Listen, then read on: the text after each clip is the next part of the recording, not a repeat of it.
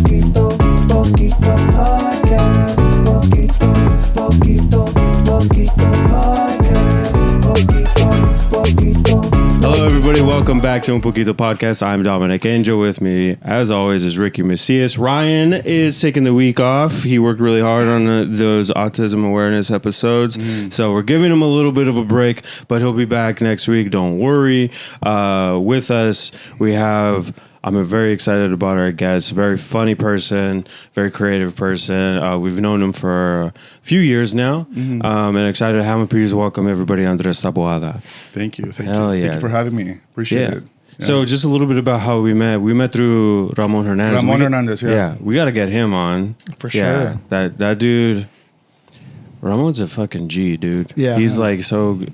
That's how I know all of you, actually. Yeah. He did the Mexican candy. Yeah, Mexican candy was where I met you guys, and then he did that was a Mexican candy too. A stepfather, or what the stepfather's Father's Pub. Yeah, at Father's Pub, Santa Ana. Yeah, and I met you guys. That's where I met you, Daniel Zambrano, and I remember at that point I was like, I really need I was looking for a guy to play DJ in my movie. And I didn't have any. And this is 2 weeks before we started shooting. And I needed to find this DJ character. And then I see Ricky, and I'm like, oh my God, Mexican Steve Aoki. That's it. It's done, And you were great, by the way. So Thank you. Yeah, that was awesome. Yeah. My first memory of Andres is during quarantine when things started to kind of open back up and we can do like outdoor gatherings and stuff like that. Ramon, during the pandemic, we used to have these Zoom meetings that Ramon facilitated. He invited everybody, hosted the Zoom meetings, and we would just talk once a week.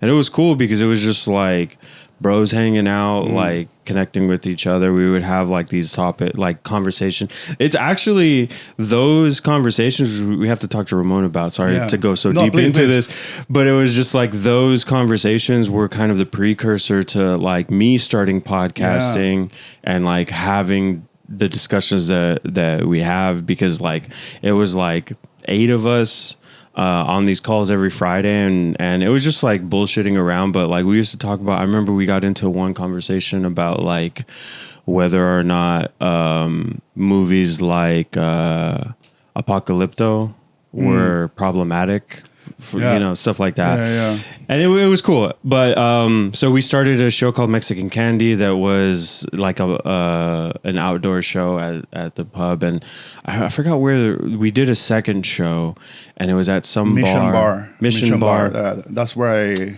met you guys, I think. Yeah. I mean, in person. That's when I met you in person. Yeah, exactly. And then when did his sketch, Only Dads, and you were the only one who knew what we were doing. And, you knew so many things. You were saying things like soft sticks, and I was like, what the fuck is that? I was so impressive, man. You knew your shit. So, thank you. Yeah, I got 2 months of training when I was 18, and I just carried that with me for the rest of my life. Awesome, but it was just, I just remember the Mission Bar. So the first show that we did, Mexican Candy, was at Father's Pub in Santa Ana, and that one was great. We had a big stage. It was cool lights. It was in an alley, and so it felt like a special event. It felt like a private event, and everybody was doing well. Everybody crushed. And then we did Mission Bar, and that was behind a bar under a tent. There was Halloween decorations up for some reason. It wasn't in October, and we all felt good because the last show went really well. And then the whole show, everybody was fucking bombing their balls off. Oh my God. It was such a rough show. We couldn't hear ourselves.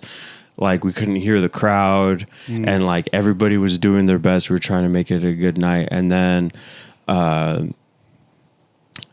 last minute, we fucking called in a ringer. Andres showed up, and Ramon was like, I'm gonna give my homie some time, just let him up. And we were all like, yeah, good luck. And yeah, you went up and you went up last, and it was kind of just like everybody was tired and just like okay, and then he calls Andres up and just like immediately crushes. Like, I appreciate that. Had such a great set, and I remember like my mom. I was telling my mom that you were going to be on the show, and she was like, "Oh, he was the one that was." From, she was there. That's so cool. Yeah, she was there at the show, and like she remembered like your set too. That's crazy. And so like that's crazy. Oh, that's sweet, man. Thank you. Yeah. No, yeah, I appreciate that. So super happy to have you here. You, I was man. happy when Ricky told us that you wanted to come on and promote your movie, which we'll get to in a bit. Oh yeah, whenever. Yeah, that's fine. But we were talking a little bit before the episode officially started. Was I didn't know this, and you just told us like you were late diagnosed with Tourette's. Yeah. In my mid-30s, I mean, I was always the kid that would do little things here and there, but it was like I had this little tiny tick with my hand when I was like in elementary school, and this thing I would do with my shoulder, and they changed. The ticks change, which is crazy. Like I used to blink a lot. That tick is gone now. But I was just like, oh, Andres does weird shit sometimes, And then in my mid-30s, I'm watching a YouTube video about Tourette's, and it's a bunch of kids, and one of the kids, I mean, all my tics, he had them all, and I'm like, oh shit, I think I might have Tourette's. And then I go to the neurologist, and he's like, I sit down, and he's like, yeah, you have Tourette's. Like, done, it's there. So it could not be more evident. So I'm like, cool. And at first it meant nothing. It just was a name to call what I have. But then I look at when you look at all the I don't know, what do you call it, I guess, everything that comes with Tourette's, I have ADHD, anxiety, depression, like I've struggled with all these things, and it's like, it's just irritability, lack of patience, like, it made sense. It made so much sense of your entire life, so that's crazy. That's, yeah. I actually have a question about that because, so not to get too much into the weeds of it, but like it was so funny the way that you saw a video and you're like, maybe I have it. I watched Love on the Spectrum and I was like, me. Yeah. I get it. There was like, I remember there was one moment where like she was explaining to one of the guys like about how somebody was trying to be nice and let him down easy by saying like, oh, maybe in the future we could like be friends. And then she was like, what do you think she means by that? And he was like, well, she doesn't want to talk right now, but maybe at some point, like we can still talk and be friends. And I was like, yeah, that makes sense. And she was like, sometimes people just try to be nice. Exactly. And I was like, oh. Yeah, my whole life flashed before my eyes. Yeah, it's like we were not friends. We actually weren't friends. I was misreading this. Friends don't lie to each other. Yeah, and that's another thing. I've always wanted to do this when a person tells you, "Hey, you know what? Maybe we can just be friends." I'll be like, "Cool, let's go to the movies right now." Yeah, want to play video games? Go to my place. Like want to get some drinks. You want to do a 1,000-piece puzzle? I'm really good at them. Yeah, should we travel together? But yeah, it was a similar thing. But so my whole life, and I still have, I think because of this, I haven't been to a neurologist. So it's like a lot of these things are me figuring things out on my own. But, before I started to explore like autism and ADHD, I dealt with anxiety and depression heavy. Yeah. And I think that that's very common for a lot of people is like before you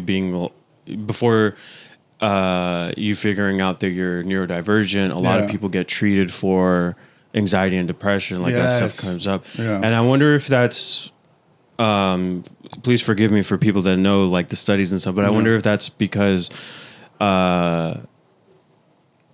is it more of like not knowing what is wrong with you, or is that just like not what's wrong with you? I'm fine. Don't worry. I will not be offended. Yeah, but you know what I mean, like not knowing what you're dealing with versus like actually having anxiety and depression. Because I've dealt with that too, where it's like I know I have flare-ups of anxiety and flare-ups of depression. And then, but there's people that deal with like clinical depression that are like, that's not depression, what you're talking about. Yes. So it's like a very mixed match. But did you feel like, what were the feelings of like when you like had that? Yeah. Like just getting the diagnosis yeah. and Again, Tourette's was more like, okay, there's a name for what I have. And well, also like you realize, oh, I'm not normal. You know, you have like, oh shit, I'm not normal. You know, that was my first thought, you know, like, but it was a relief to like, just be able to call it something. And again, just be like, no, I have this thing. And I can just tell people now, because back in, you know, I'm from Peru, and like people are like, stop doing that, you know, like my dad would be like, stop, you know, like, what are you doing? Stop, you know. So to be like, actually, I can't because I have Tourette's, like that's actually a good thing, you know. So, right. But it was even more revealing when I saw everything associated with Tourette's, and again, ADHD, depression, irritability, impatience, all that was like, okay, now it makes even more sense, you know, like. So yeah, I think it just makes you understand. Yeah, look at your past and be like, okay, so that's why all this shit has happened. So it makes sense. It makes sense of things. Yeah, I don't know. You said, okay, so you're from Peru, Yeah. and you lived there till you're 16. Yeah. So I knew you're from Peru. Do you mind if I ask like what your living situation was like when you were there? Like what? Sure, no, please, no, we have to talk about it because it is what inspired the movie. It is very autobiographical up to a certain point. I came from a very privileged upbringing in Peru, you know, like, I guess upper middle class or whatever. We had a big house, you know, with a pool and maids, and you know, and like that was my life. You know, I have 2 sisters and very nice neighborhood, and then when I was 16, I was going to a private German school in Peru, and then when I was 16, so it turns out my dad, is I guess an entrepreneur, and he would just get into a lot of debt. Like he had good ideas, but like zero work ethic. So and he would get into a lot of debt, and like he just kept accumulating debt and more debt. Sounds like a fun dad. I know, that's a dad. Yeah, definitely a fun is one way to call him for sure. He was fun. You know Fun what? when He's you're fun. young. Yeah, he's Sad fun when you're older. Yeah. He was definitely a fun, abusive dad. You know, like all of our dads, you know. So I'm assuming, by the way. I'm sure a lot of people can relate. Yeah. Every Latin comedian I know. So, no, none of us have dads. But what was I saying? Yeah, so he gathered so much debt that the bank came and took everything. So, and also he opened like a clothing store that started doing well, and then a second clothing store started doing well, and then they both got robbed at gunpoint. Oof. You know, one with machine guns even, and then the bank was, you know, threatening to take everything, and they was like, okay, we're done. We have to get out of here. We're leaving, you know, and they took everything. They just took everything.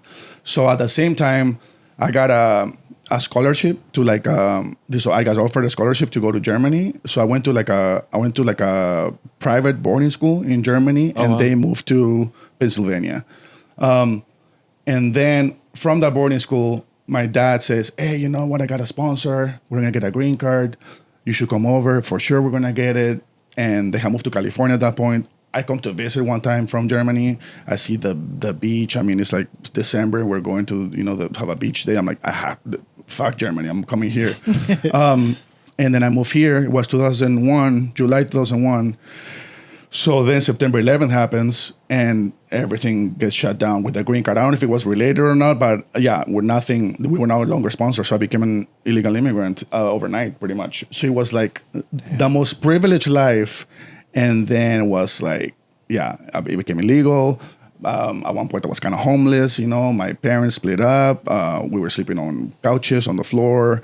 Then I lived with my dad for a bit. Then he went back to Peru, and then I moved in with my mom and my 2 sisters to a 1-bedroom apartment. We're all working illegally, going to school illegally, you know, like, everything. There's a lot of places where you can get fake documents. I drove illegally for 3 years without a license. I drive illegally for at least a year. Nice. Every few years. Is it DUI or what? No, drink and drive. I just don't renew my license. Got it. Oh, got it. That's interesting. And then, I was so I was undocumented, and then it was weird because then I would go to school, and that wasn't the norm. There was no DACA back then, so it wasn't to be undocumented. In college, it was nobody was. So because you're not supposed to be, you can't be. So I had to keep that completely hidden, and then, but then we go to work, and I was a waiter back then, and I had these friends from like rural Mexico that in Peru we would have never. First of all, we're not even the same country, but even but we would have never crossed paths. And me having this privilege upbringing, and they're coming from the rural areas of Mexico, like Zacatecas or something, and coming together. We couldn't be any more different in our upbringing. But these are the only people really who helped me out. Like he gave me rides to from work, and when the last bus would leave at 11 p.m., they would take me home. And so yeah, like Mexican people, more than even Peruvian people in this country, were the ones that really like took me in and like helped me out. So I've always had like a deep appreciation for Mexico and Mexican people, and I don't know. Okay, I don't want to lose the thread on this, but I do want to touch back because everything that you're telling me, it has to do with the movie because I just watched it and I'm like, okay, you did great. I'm starting to see. Yeah, that's me. All He's of the me. Right. Yeah. You have the same shirt. That's true. Oh my God, please. Yeah. We gotta show it. Yeah. The autism's kicking in. I'm starting to twitch now. I'm gonna wear my shirt and fabrics. I do want to touch back just so we don't forget because I'm always like thinking about the one person that's like, when are they going to talk about Tourette's again? Before we keep going with this, so you had the reason why I asked what your living situation in Peru was like was because to just touch back on a little bit about like the Tourette's and stuff, and you were saying how your dad was just like like so like. There was no culture around like mental health or anything. It's funny because there wasn't. As far as like mental health, there wasn't. But I was I was a very anxious kid, and I would like make myself vomit every morning so I wouldn't have to go to school. Oh wow! So it was like I'll get really nervous about it, and so I would just make myself vomit, and just to try to not go to school because the idea of me having to talk to people in the morning, like it's just, I was also the youngest and smallest in my whole class, always was. So my mom decided to actually push for like me to see a psychologist, And then I saw a psychologist. They did like the whole, they did like whatever IQ test. So they said I was gifted or whatever. But looking back, then that's fine, like they did that. That's whatever. I think they said like, what happens is that Andres, maybe he's not challenged enough at school, so that's why he doesn't fit in or whatever. And that's fine. That was part of it. But now as an adult, I've learned I was in an abusive fucking home, and that was the fucking problem. That's why I'm anxious and scared of everybody because my dad is the scariest person I know. So of course I'm scared of people bigger than me. So. Like I see my son now, I have a 5-year-old now, and I see him going to like a new place, and he's like so confident, and it's like I get scared for him when he goes to like a new playground and there's kids that are bigger or whatever, and I'm like I get scared because I could revert back to that childhood. Right. And then I see him, and he's like so like, hey, how's it going? What's your name? And I'm like, to see him not be scared, it's like I'm like, oh fuck, that's so amazing. Like that's how you know that he has a different upbringing, Yeah, he gets to be himself, and he's not scared. The first day of school, he just walked right in. My first day of school, I got dropped off. I wasn't supposed to be there. My school started the next day. My dad takes me to school, and he leaves me there. And then I'm like, everybody starts going to their classrooms because the older kids got to go to their classrooms. Right. And then I realized there's nobody else. I'm the only one in first grade. And everybody, so I'm alone in the whole playground, and I start crying, and then I start walking around, and for some reason I start to head outside of the school, And he was there talking to his buddies outside. I'm like, motherfucker, I'm not supposed to be here, So, shit like that all the time, like that. They were so careless. Like they would also like leave me at school and not pick me up, and I would have to like, my school would end like at 12 in kindergarten, I remember, and he will pick me up at like 2, 3. So I have to go find the office, talk to my sister, cry. She would have like a volleyball class, and then I would have to like beg the staff to like let me use their phone, because by then it was like pay phones, remember, with the tokens and shit. Yeah. We didn't have tokens. I mean, like shit like that all the time. Like, it's funny how that shit like sticks with you, and you think you're over it. And I know, does anybody have kids here? No, right? No. And then you have kids, and you relive this whole thing, man. Like it's because I have had a lot of therapy growing up, but then through my son, I'm like, one day my mom was supposed to pick up my son from school, and I remember being like super anxious about it and being like, don't be late. He gets off at 1:15. If you're not gonna be there 1:15, tell me. I'll be there 1:15. It's like, I'm gonna be there. It's okay. And then later on, I was like, oh, like it's trauma. It's what it is. I'm just scared that he's gonna be left alone.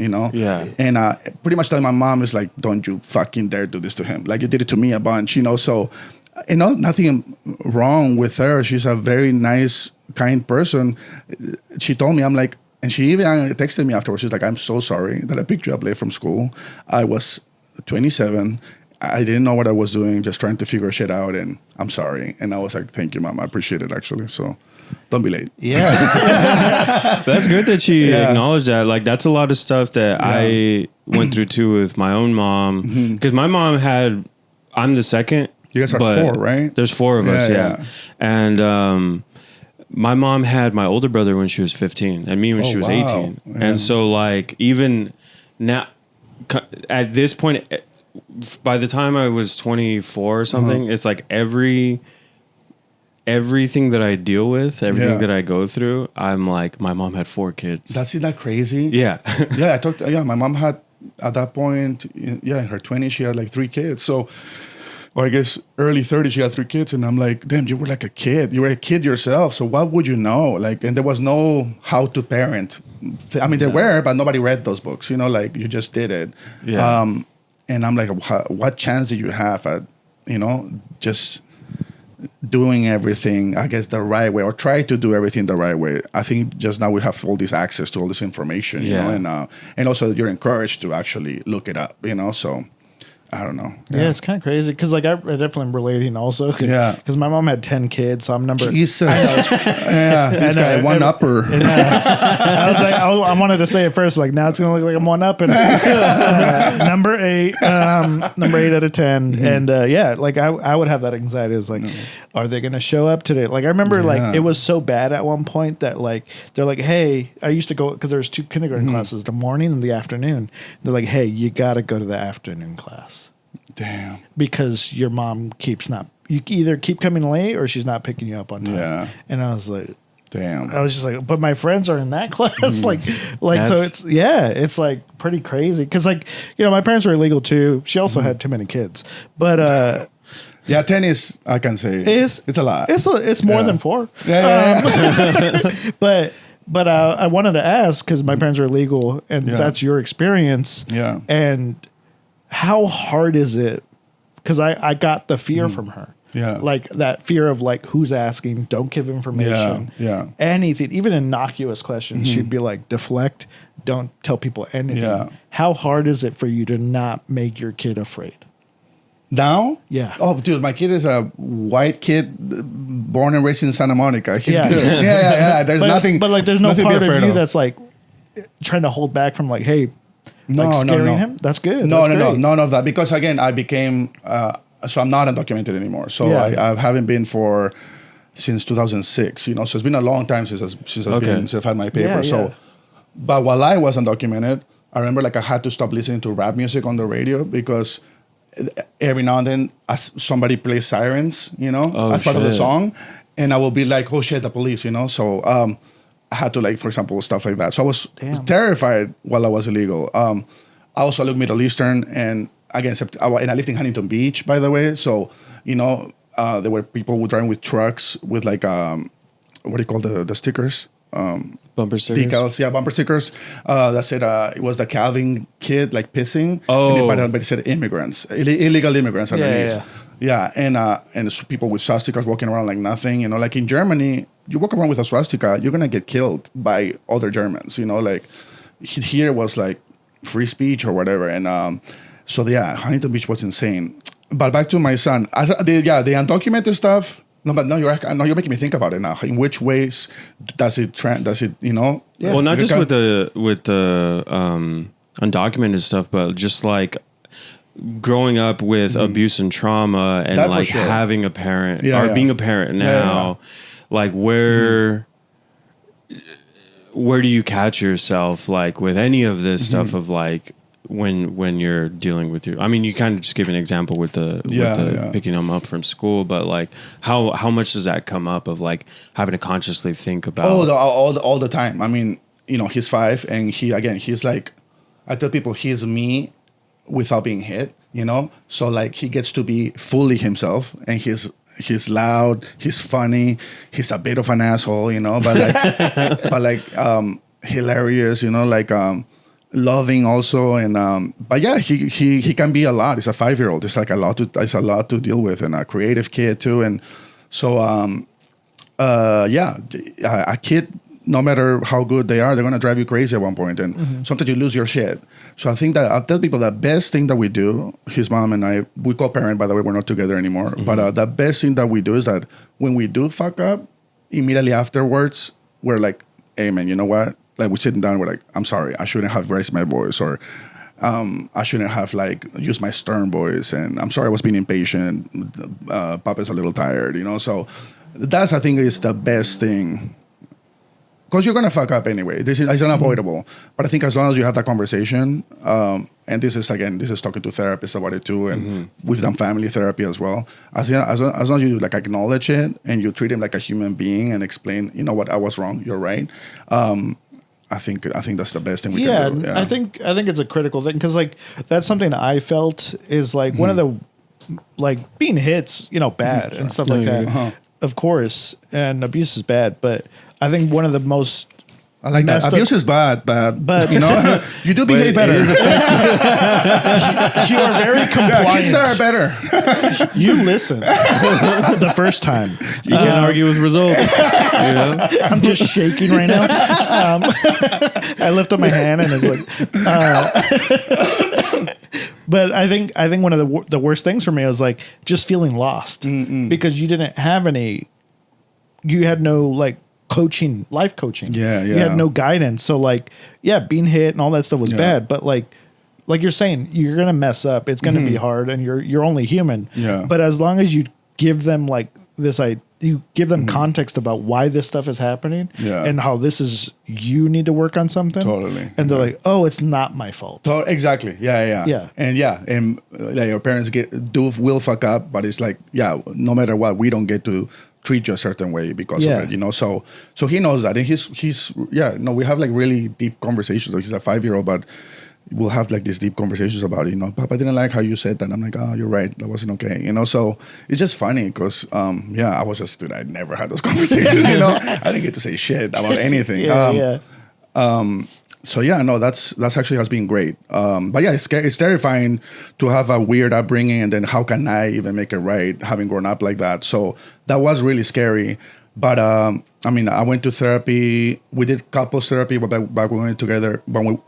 Back when my ex and I were together, we did couples therapy while she was pregnant. You know, to prepare for us having a child, and she comes from a tough background too, and then we continued couples therapy. When we split up, we had family therapy the whole time. His preschool is very big on like mental health and just a very educated caretakers, you know, about all this. So they always we consulted with them. They told us how to handle, you know, everything, what to do when he behaves a certain way. So we just had a lot of support too, you know. So I think that's what it was. We've had and I have a lot of support, and now you know, I have a job, I have a health insurance. If I need help, if I feel like I'm struggling with anything, I can always like, you know, find a therapist or consult with a parenting expert or whatever. Find a YouTube video, Instagram. I mean, those are the best resources for me. Having actually some of the best resources. Yeah, you have the tools and also know where to find them, like the knowledge of where to find them if you ever need help. Like, I think that's really good. I think that's a lot of stuff where like a lot of people in our age group are starting to. It's been a long journey, I think, as a generation of like figuring out therapy and figuring out this stuff and like how to talk to younger people. Excuse me, but I've been seeing it's wild because I've been seeing a lot of content about. I always get like parenting stuff on my algorithm for some reason. Are you friends with like a parent, or do you talk to somebody who's a parent by any chance? I know. I mean, probably. You just have a parenting conversation, but just because they're in your contacts, that's all that it takes. Oh, really? Oh, yeah. Sometimes it's like if that. Shit. I mean, who knows? Yeah. They're here now. Yeah. But yeah, and there's a lot of stuff that I see. I see stuff about gentle parenting and about I just saw a video about Easter, and it was like it was a Latino family, Mexican probably, and it was like the generation that grew up with gentle parenting, and it was like all the kids that were like 4 or 5 years old, and they have the confetti eggs. Yeah. And so they're breaking them and then throwing them on the other kids' heads. And then they show the generation that grew up without gentle, and it's all the adults like smashing and like rubbing it all into the heads and stuff. And like, and then they show them doing it to the kids, and the kids are like, "What is your problem?" Like they're like, "Don't do that. I don't like that." Rude, first of all. Yeah. That's But I've been seeing a lot of stuff. It's honestly, it's really interesting to see. And even though I don't have kids, I think about these things, and it makes me feel a certain way, just like of realizing how we grew up. And also a lot of the stuff you hear about, I always thought this growing up was like I would talk to my parents about this, or talk to older people about like mental health and being mindful, and you always hear stuff back like, that's not the way the world works. Like, that's not how the world is. Like, the world is tough. Yeah. And I'm like, we are the world. Like, we are the people. Yeah, exactly. I know. I was singing second you started doing But I'm just like, it's like we're doing it. Like we can make these changes, and I'm like, in little ways like this, like I think we're seeing it. They're like, don't worry, I'm gonna make sure it doesn't change. Exactly. That's how it feels. And unfortunately, it happens that way, right? Normally, you kind of like, the cycle of abuse or whatever. It's just And I know that a lot of this comes from a place of privilege, because it's like we're in a position where we can do this. Like in a lot of other places, a lot of other communities, different countries, they're not set up for this. But I do think like Sylvia brought it up on the last time that she was here, where she was talking about how her parents were like, well, I didn't have this growing up. Like I had to work, and she was like, yeah, like thank you. Yeah. I don't have to do all of those things that you do, but now I can actually think about these things.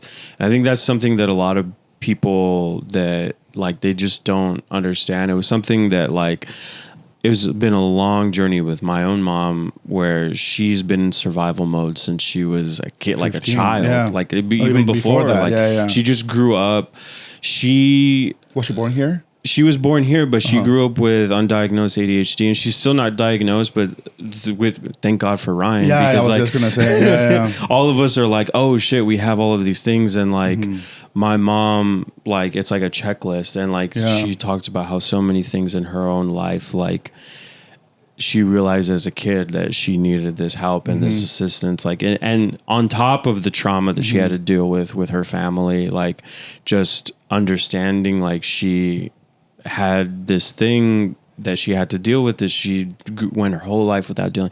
So essentially, like, she grew up her whole life with survival mode. On top of everything, she had this. And like, I just mean like the conversations that we've been having are like just understanding you don't have to be in survival mode at all. Like that you are in survival mode in the first place, and that like you can relax. Like I always compare it to like when I go to Portland, I feel like I'm stacking metaphors on metaphors right now, but being in LA and going to a place like in a slower paced city is always interesting to me, because it feels like when you go to like the fair or like Disneyland and they have those metal foot massagers because you're on your feet all day, and then every time I would use those foot massagers, and I'm like, this feels good in the moment, and I'm like, it's such a relief. But as soon as you're done, you realize how tense your feet were, and they actually start to hurt more because now it's like all of that tension is released, and like you actually need a real break. That's how like the diagnosis for me, like that's how it feels of like, oh, I have this relief, but now I'm like, oh shit, I've been in pain this whole time. I've been in high anxiety levels like my whole life, and now at least it's like now I have to deal with it. But it's like it's a weird feeling. But I wasn't to ask, because wasn't Ryan diagnosed at an early age? He was diagnosed late for a boy. He was diagnosed when he was 14 or 15. Sorry, Ryan. But I guess. Sorry. Is that, should we? No. I'm saying sorry because it's like I should know this. I'm your brother. Got it. No, but got it. So when he got diagnosed at 14, 15, that didn't like raise any. They were like, oh, Ryan has it, but it didn't click. Like, oh, maybe some others have it. Like that didn't happen back then. No, because he was maybe more severe, I guess. Exactly. He had a lot more. Like it was more obvious. Got it. He had things like he had different behavior patterns, and he had different. And the other thing is that like we all, it's with the other brothers, like it's weird because it's like with my older brother Anthony, like I don't think he's neurodivergent like how we are. Like he might have ADHD, but it's like with us, the other thing that, not to sound conceited or anything, but like one thing that we dealt with was like we did good in school, which was fine, but also we were good looking in growing up. So like we didn't have a problem like making friends. Okay. And so Ryan was kind of like this weird little kid who wasn't ugly. But so when you say we, you mean you and your... Me and my older brother. We didn't have to deal with I've seen you guys, things. and I think it's just you, to be honest. What? You're the only good looking one. Oh, thank you. You know. You just made... Thank you for noticing. I'm so sorry. I'm so sorry. You just made 3 enemies now. The old Reyes boys. But I just say mean... me. You say me. I was good looking. I'm sorry, did I just fuck up on the next family reunion? But I just mean like we didn't have an issue. We didn't have issues growing up. And then I feel bad for Diego, our younger brother, where I think like he's the youngest, so he got a lot less attention because we all had our own stuff going on. And like I'm 6 years apart. My older brother is 8 years apart. Oh wow! From my youngest brother. Yeah. So by the time that they were in high school and he was actively involved in stuff and he had stuff going on. We were off making movies, doing. Oh really? Wow. Like we were off doing other stuff. Yeah. And so like he just didn't get a lot of that attention that where I think people would have noticed stuff with him. But Ryan was always like, I won't talk about his behaviors. That's his thing. But it just like he had characteristics that were way more obvious, and it was evident that he needed a lot of help. Yeah. And so, and there's a lot of also like, sorry to interrupt. Yeah, go ahead. There's a lot of like, people say even with Tourette's, people are like, fuck shit, bullshit. Like oh, that's Tourette's, and if you don't have that, then you're fine. So like, so there's a lot of like. If you don't have the extreme, whatever, not that Ryan's extreme, but if you have like a more severe case where it's more obvious, if it's less obvious, people tend to disregard it. Yeah, if it's not marketable. Exactly. Yeah. Exactly. Yeah, and that's the thing too is like we were talking about it with Tourette's. What I gather is like it's not just tics. There's so many other things that come with it that's why it's important to understand it. Yeah. Because if it's just tics, like. That's all it is. It's just a name. That's all it is. Yeah. But it's like it comes with a lot of things. So that was actually pretty. Yeah, that was super revealing. Yeah. Like, can we cut the stuff about his brothers, or are you guys going to keep it? You don't keep it, huh? If you want to cut it, we can cut it. I don't care. I don't think it's a big I'm fine. They should know. They should know. They should know. No, they should know that. They should know. Sorry, guys. And we're keeping this part in. Yeah, we're actually going to put it at the You know what beginning it was, so that we actually? make sure that they see it. I'm so crazy because I create all these stories in my mind. We did this outdoor show, this Mexican candy, and you have one brother who's the one with the biggest neck, who's the one with the That's thickest Diego. neck, and he sat on the front, and I was like, this guy wants to kill me. That's what I thought. He was looking at me like this. I'm like, oh my god, like this guy looks. I'm not fucking with this guy, and yeah, so I'm okay with saying what I said, even though he may have not no negative feelings toward me at all. He does. Now yeah. he does. Now he does. Now, yeah. Yeah, he looks strong. That guy. Yeah, he was the only athlete like the wrestler. He had a wrestler neck. he wasn't wrestling. He wasn't in Okay. wrestling. He was in football. Oh, Yeah, got he it. was defense. Jesus Christ. Yeah. And I'm here, I'm talking shit. Yeah. Yeah, you're about to get spear tackled later. You know? Yeah, he Yeah, was Tourette's, man. He was one of the kids He was that a Tourette's. was like walking around during school, and the coaches was like, "Hey, come talk to me." Like, Oh, he got wow. recruited to join the team. Yeah. That's amazing. Yeah, You know, it's interesting now that you're bringing up like all these other things that you've dealt with. Do you feel like if you knew all that now, that would kind of have made it into the movie if you made that movie now? Like everything you know about yourself now, say you made the movie recently, do you think that would have been added into the character or that would have overcomplicated the story you were telling? Oh, like made my character have Tourette's? Yeah. Oh, no. That was never the plan. And by then I had already been diagnosed, by the way. Oh, really? Yeah, Okay, yeah. that's what I was gonna ask. Because I'm 41 now, but I shot the movie at 35. I shot Yeah. this movie in 2018. It just Oh, took, wow. It just took 4 years of editing. So, December 2017, I weighed a pregnancy test, and I realized my then wife is pregnant. We're gonna have a kid, and I was like, shit, I don't know if I'm ready. I have all these goals and plans, and I was like, one of my dreams was always to do stand up, and I had been doing that, and then I was like, my other dream was to make a feature film, you know, and I'm like, okay, so I have 9 months, right? And I know I can take the month of August off work because it's an 11-month contract. So I'm like, I'm gonna make a feature film. You know, it was like, is it now or never type thing. So January 1st, 2018, I started writing it. We shot it August 2018. So 6 months later, we shot it in 2 weeks. And then it was 4 years of editing. The first 6 months, I didn't touch the hard drive. Because I had the plan was like, shoot the movie, come back. We shot it, by the way, in California. We shot it in Mexico. And the plan was like to come back, edit for a month, lock myself in an editing room that a friend at Chapman University was going to help me out with. And then go from there, right? And then my son will be born, and then I take care of that, but I already have like a rough cut of the movie or something.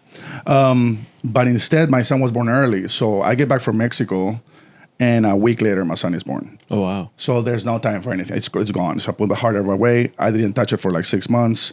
That was 2018. So then it was like, years of like trying to make it work and put it together, asking people for help, you know, like, because I no longer had the time to do anything really because I had a full-time job and a baby at home. So I went through several editors. For the first 2 or 3 years, I had a movie that I didn't like, that I hated. I was like, this is terrible. Like, this is so bad. I can't believe and it's been 2 or 3 years, and I'm like, I have this movie that I hate, you know, like.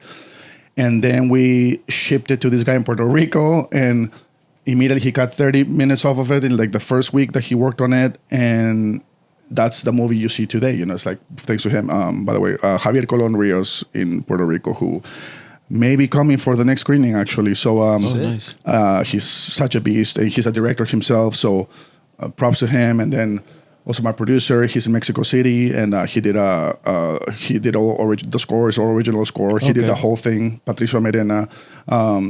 He scored it. He did color correction, VFX, sound design. So yeah, he did everything too. So I forgot what the question was, but that's why it seems like it was. So it was, that's what it was. Yeah, I shot this movie in 2018. So that's been what, 6 years ago, right? So yeah, it's gonna be 6 years in August. It was 4 years of editing, and So yeah, no, it's been a long time for sure. Yeah. Real quick, just to make sure we got it in because I don't think we did. The movie is called Alta California. Alta California, yes. Alta California, feature film. And I guess I should have said, so we've had it's been in the festival circuit for a year. A lot of rejections because it's just part of it. And but we got into some festivals. We won some awards. We won a best directorial debut at the Florida International Film Festival, which was amazing, you know. And then we thought it was done, you know. All of 2024, I've got nothing but rejections, and because it's a feature, it's harder to schedule. Our budget was $5,000 to shoot it, so we're competing with like movies that wouldn't even cover their lunch, you know. So rejections will be part of the whole process, and I think we got a total of 24 rejections, and and then I thought that was it. You know, I'm like, maybe the festival run is over. The festival run might be over, and then this huge festival in LA called Dances with Films picked it up, and we got in, and now at the end of June. Alta California will screen at the Chinese theaters in Hollywood. Nice. That's really cool. Which is insane. It's a great So theater. you guys, please, you have to come. Yeah, you know, yeah. like we have to come.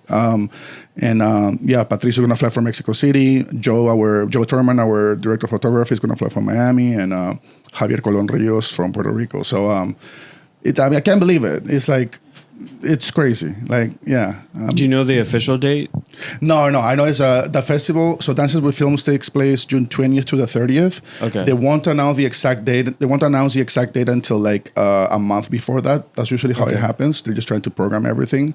But yeah, if people could like follow along and like, you know, and I'll announce the date and everything. Where can people follow? So yeah, please. So we're on Facebook, Alta California. We're on Instagram, Alta Movie, so ALTA Movie, and our website is altamovie.com.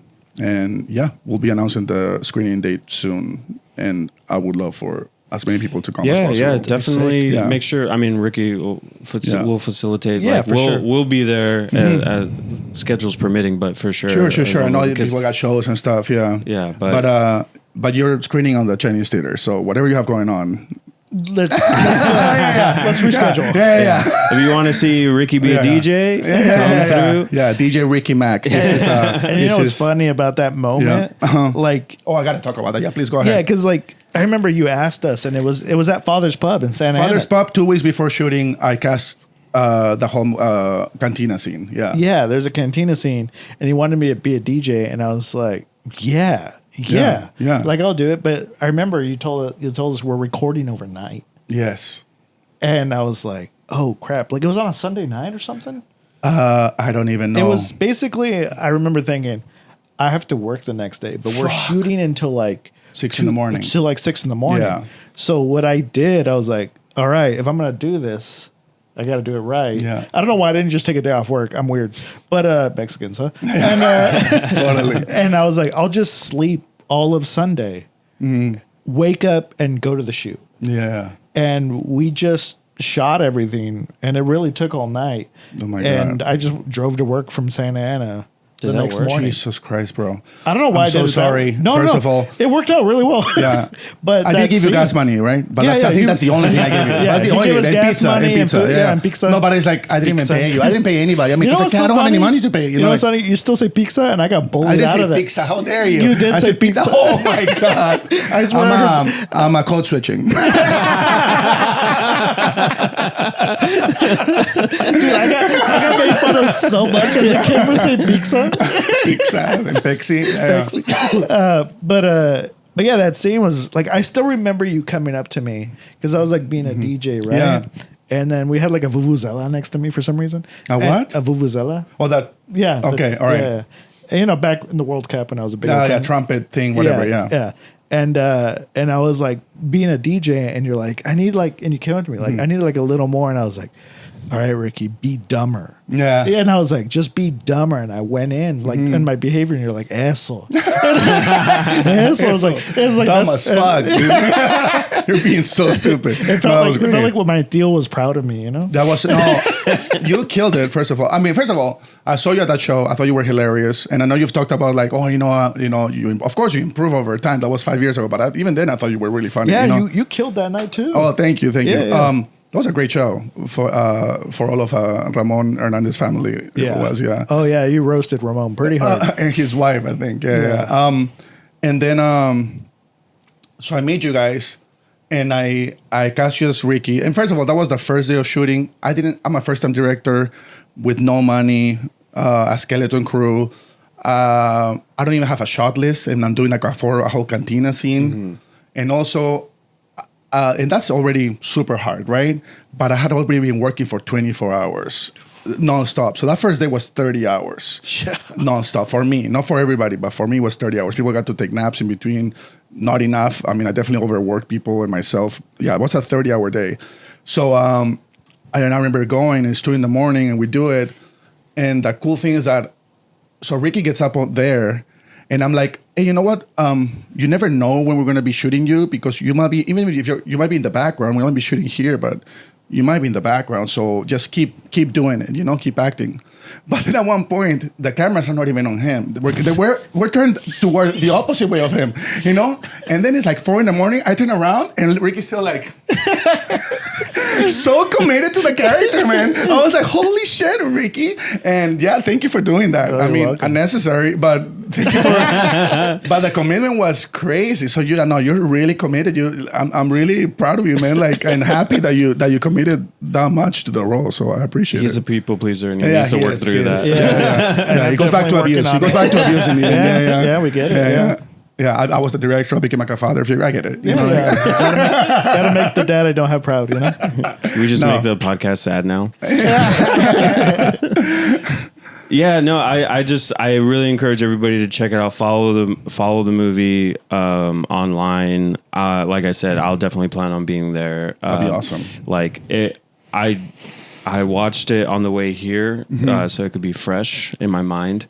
But I was just like, I could see it. There's a lot of stuff that I honestly related to, even as as being somebody that's born in the United States. Like I resonated with Carlos, the main character, because there's a conversation. Played by Alejandro de la Torre, by the way. Just a quick shout out. Alejandro de la Torre, he killed it. He was great. And the guy that played Austin. Corbin Porter. Yeah, he just did his show yesterday. Corbin Dean Porter. That's where I know that he's a comedian. Yeah. I'm like, neighborhood watch comedy. That's him. And he has his show in Laguna. And yeah. Okay, that's how I know him. I was like, okay. Every festival we go to, there's somebody always that says like, who's that guy? Like, because he's the comic relief for the whole movie, So and that's his first time acting ever, and I think he did great. So yeah, he did good. He did really well. Like I immediately I'm like, I hate this fool. Yeah, like I get that too. Yeah. And then it's like, oh, okay, I get it. Yeah. I get it. Yeah. But yeah, it was a good movie. It's a well crafted, and obviously it's a very personal thing, and I can see a lot of what you're telling us in the movie now, and so a lot of these stuff's like, it makes a lot of sense, and like for anybody that will watch it, like I think knowing all of this information like makes it more meaningful. For sure. I resonated with the main character a lot in that like. There's two things that came up with like in terms of like Latino identity, right? Yeah. Because like we had a comedian named Che Guerrero on, and he's undocumented. He's from the East Coast. He's from Philadelphia. He's Dominican, but he was talking about the sentiment of leaving a country, come to the United States because it's like the American dream or whatever, and like seeing. Like realizing like life's really hard out here, and it's not like what you might have thought. And you're not welcome. So. Yeah, and you're not welcome. And that was the thing is like when at the beginning the Theo sent in pictures of Mexico, and it's like beautiful, like the beach and everything, and I was like, understanding like the differences in the countries and the cultures, and like are just like what's your perspective of like how things should be. Yeah. But the other thing I related to there's a conversation between him and Ramiro. Ramiro, yeah. Sorry, and I have to say the name. Abraham Cervantes. I just love that character so much. I love him as an actor. Like he was great. He was great. Yeah. He was very like he played his character well, very welcoming, you know. Yeah. And but I won't give too much away. But they're talking about like the differences and like one's from the city, one's from the country, and like the realization of we're all the same, but also recognize your differences. Exactly. Like, because he was saying, because Carlos is essentially tells them like out there we're all the same. Like it doesn't matter who you are, where you come from. Everybody views us the same. And the guy Ramiro tells them like, but just remember you're not. We're like not things are same. different. Yeah. Like, and I have to do that with myself. Is like I'm Mexican. I'm reconnecting and learning like about the culture and and what that means to me and my identity. Yeah. And like I've been to Mexico a handful of times in my life. I don't speak the language, and like it's a different world than what I know, and so like I have to also take that for me, like when I talk about these things and when I discuss Latino issues, and like you kind of understand like not just your points of privilege, but just like where you are in like in all of it. Totally. And that was super important for me. I'm glad you got that from it, because that is the main point, really. So back to when I was talking about being a waiter and stuff and getting to know all these Mexican people. People have described this movie as being my love letter to Mexico, which it is. Ramiro is the embodiment of every Mexican person that worked at that kitchen or at that restaurant and helped me out, And because I was like, back then I was also like, in my early 20s or late teens, actually. You're a teenager, you're like, poor me, you're very egocentric or whatever. And you're like, oh, poor me, I have it so hard, I'm an illegal immigrant now, and my life is so hard compared to my friends in Peru who like live with their parents. They're still being super privileged. Everything's paid for, They don't have to do shit. They don't have to pay rent. But then I was looking at these people. It's like, bro, you got here by airplane, and you came from a private school education. And there's people, you're working alongside people who had to cross the border on foot and have a 6th grade education, like some of them did. It's like, you have such an upper hand. So I acknowledge your privilege. And it's a movie about privilege. And it just made me realize through that, first of all, like, Carlos is an imperfect character. At first, he's very discriminatory and stuff, and it's about that journey too. And that would have been so quick to dismiss, this, people from the rural areas, like in Peru, there's a lot of classism, and it really took me being undocumented and just, again, just meeting all these people and deal with a certain struggle together to like appreciate again how much bullshit unearned privilege I had. And also just to get the utmost respect for people who like really put everything on the line to come to this country. And dude, that's hard. Come here without the language, nothing, and they have to make a life out of really nothing, So yeah, just I don't know. Yeah, I don't know where I was going with that. No, it's a powerful message. Yeah, powerful message, and congratulations on being able to complete it, and thank you. Being able to get into these festivals and the one that's coming up. Like I know what it means to like especially that it was like your now or never moment and like wanting to get it done, and the fact that you did get it done. And like I know what that must mean to you to be able to have that. So like I said, really good job. Congratulations. Thanks so much, man. And yeah, everybody appreciate it, check it out. My mom's in it. I'm in it. A lot of comedians from Orange County are in it. So please, that'll be awesome. Yeah, hell yeah. So just one thing I wanted to add. I mean, again, it's been a family effort. Like one of my sisters did ADR. My other sister's executive producer. My mom acted in it. I act in it too. I play one of the characters. What I wanted to say, because I think, like, let me ask you guys: is there anything about this movie you thought was problematic? And we can talk about it if you want. It's hard. I don't necessarily think anything was like. Have you gotten No, feedback because that was problematic? No, I don't think it's problematic either. But I could see how, because we were talking before we got in. Like, I'm not Mexican, right? I'm Peruvian, and I made a movie about a Mexican kid, you know. And who am I to tell that story? Oh, I see. You know what I'm saying? And by the way, at some festival in Florida, they were like, "Oh, is this a movie pro-immigration?" I'm like, if that's what you get from it, that's fine. But no, it's not a movie about pro-immigration. It's a movie about privilege. If you notice, like, it's not white people against brown people. If you notice, it's brown people against brown people. You know, that's what this movie is, or whatever. It's Mexicans against Mexicans. Right. The Border Patrol officers are all Mexican. And that's my experience when encountering immigration officers. They're always immigrants themselves, you know? And I guess but I wanted to say that it's a very autobiographical thing. But at one point I was like, okay, I want to make it real.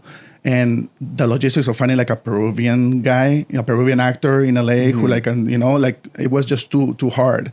And then when I saw this guy, Alejandro, in my acting class, I was like, that's him. And then for me, the idea of like a Mexican guy being a foreigner in his own country was very appealing. And that's how the story evolved, I guess. No, I think I get where you're trying to say that how that could be problematic, but you're still telling a truth. Yes, it's based on your experience, but there is a truth to this story, and it's hard not to see it. It's hard not to feel it. Yeah, and also a lot of you know, Mexican people helped me make it. He's from Mexico. He's from Guadalajara, which is the place where the actor is actually from. My producer is in Mexico City right now as we speak. So I had a lot of also checks and balances. But like, is this okay? Is this something somebody would say from that area? You know, so that was important to me. I feel like it makes sense. Like, I feel like you feel that, like, it definitely does come, like, there, you can tell when somebody goes to shoot in Mexico and with like a yellow tint. Right. Yeah. Thank God there was no yellow tint. No yellow tint. My color my colorist, which is my producer, Patricio was like, "We're not doing that," and I'm like, "Dude, we're not. It's okay." Yeah. That's great. Yeah. No yellow tint. Yeah, for sure. but it's like you showed it for what it really is, and it's like, yeah, you could tell you got like insight on like things. You took the time and care to like at least let people know, if not ask directly, like, how should things be? What would make sense for Mexico? This is my experience, and this is how I, you know, want to do it. But how would that translate for Mexico? So like, it's there. Like, that's why I was like, I don't see it, because I was talking to you before we started recording, and I was like, are you Mexican? Yeah, because I remember that you weren't. I didn't. Remember. I thought you were Chilean for some reason. It's pretty close, you know. It's really right under us. It's really right beneath us. So geographically the competition is still. But yeah, I remember that I had remembered that you weren't, so I, you know, that's why I had asked, because it was like, no, it make, like, at least to me, but this is also coming from somebody from the United States, you know, like, to me it kind of made sense, and like the things that you included felt realistic, felt real. I mean, if watching this movie makes people think, and it has happened, makes people think that I'm Mexican, I'm definitely okay with that, because that means it was portrayed in a certain way. Yeah. You know, so. Yeah, exactly. And I think it's like you said, it's not the thing about it is that the movie, it's not about immigration. It's not about being Mexican. Exactly. It's about identity. It's about, you know, privilege. Exactly. It's about, you know, motivation, you know, like taking control of your life, kind of a thing. Yeah. And so there's a lot of elements to the movie that it's like it's set against a backdrop where like immigration does play a role in it, but it's not the driving factor. It's just like, it honestly only gives Carlos a reason to, like, now he really has to figure his shit out because he doesn't have a choice. Yes.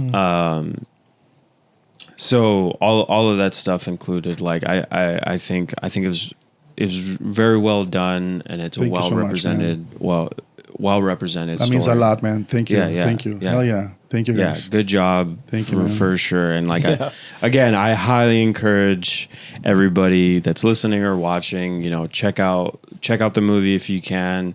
Follow Andres. Like, very funny, very creative person. And thank you so much for being here. Yeah. Sure. Thank you for having me. And This was I'm awesome. just so glad the movie was good because if you asked and it I wasn't, know. I'd be like, "Oi!" Oh, that was the most nerve-wracking thing. And until we got into a festival, I assumed everybody was just being nice and lying to me that they liked it, because it's a lot to put yourself out there and even play a wacky character, and put that out there. And everybody come to my party to watch me. If it's bad, oh God, it was. I mean, the day before, I was like, "Kill me now! I don't want to do this." Like, yeah. There's something to be said about you made this movie. You started making this movie when you were 35. Yeah. And this is something that's been coming up. We just did an episode a few weeks ago where I'm talking about like doing the stuff that you want out of life. Yes. And like that's a big part of this movie is like really going for stuff. Yeah. And so like I think just with that in mind, like for anybody listening, it was just like another watching it for me, like I connected it to it so much, and like hearing the reasons like how it came about. It's like, yeah, like I always tell people, especially younger people, like do the thing. Do the thing. Do the thing, whatever it is. But, I went to a fucking festival yesterday, and the hardcore stage, and like that's a really big thing that, especially in like punk and hardcore. But like even it was Sick New World. It was like a bunch of metal people. Everybody is saying the whole day, like the whole day, every single act, are all saying like, do the thing, do what you want. Like, Hell yeah, man. Yeah. I mean, $5,000 isn't a small amount of money, but when It's it comes not. to a movie, It's nothing. It's Yeah. nothing. Yeah. And it goes like it says something about you, but it's also like for people, it's like if you get the right people around you, you could do a lot with a little. yeah, Exactly. Yeah. And so that it only got to be 5,000. I mean, 5,000 was also for post-production, so a total of 10,000, but 5,000 just to shoot it. And it got to be that because people were cool enough to be like, hey, let me help you with that. I'll help you. I'll do that. Hey, you do this, I'll do the score. Hey, you do this, I'll shoot it. Just fly me out of Miami. Joe Turman, right, did that. Patricia Merena did that. You guys did that. Coming over. Nick Verworsky was like, oh, you're making a movie? Cool, I'll help you out. And, he's credited as associate producer. So people just willing to help. That's what made it happen. So I'm so grateful. The only way to find those people is just to keep To do the thing. Yeah. do it and keep putting yourself. That's what I tell people. It's like, if you want to do a thing, if you're worried about help, I was planning to do the whole thing myself, like do some weird grip where I like hold the mic and whatever. But when you start working on something, people want to be part of something creative and a bigger project. So go for it, like. the passion is infectious. Yes. When you're passionate about something, and the thing is like not everybody's gonna care. But when you have friends, when you have a community, when you involve yourself with a community, like people want to do things. And like I will say, just to throw in a little bit of pragmatism, like not everybody is going to, like, it's very fortunate when you have people, when you get connections to people and they're like willing, like I'm talking about like people, the people that you didn't know before you made this movie, and like the people that like you flew in and stuff like that. Like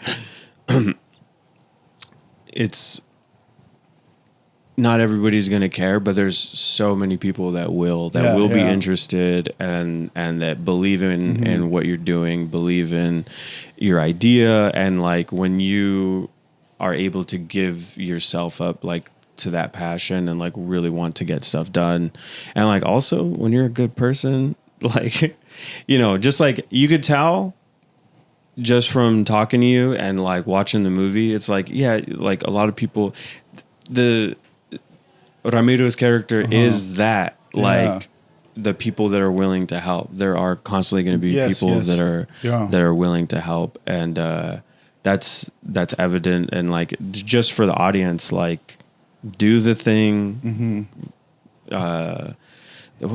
Somebody said something at a show. I was watching this band called Zulu, and like one of the members was like, "Don't reach up, reach out." Like he's like the people, your friends, the don't people reach out. around. Issa Race or something similar. Like don't network up, network across. Exactly. Yeah. Like those are the people that are really gonna help Totally. you. Like no, you're not gonna climb. They have nothing to gain from it. So go here. Go here and build together. Exactly. And keep going. I want to give a quick shout out to Fern, our homeboy Fern, because yeah, I want to give a shout out to Fern, who has been a longtime supporter of me and Ryan from when we were doing Isimo, and he's been a big supporter of this show. And like, he reached out to me. I posted a thing about I was going to be at Coachella, and like he sent me a private message, and I won't get into it, but I just want to say thank you for that, and like I really appreciate the support.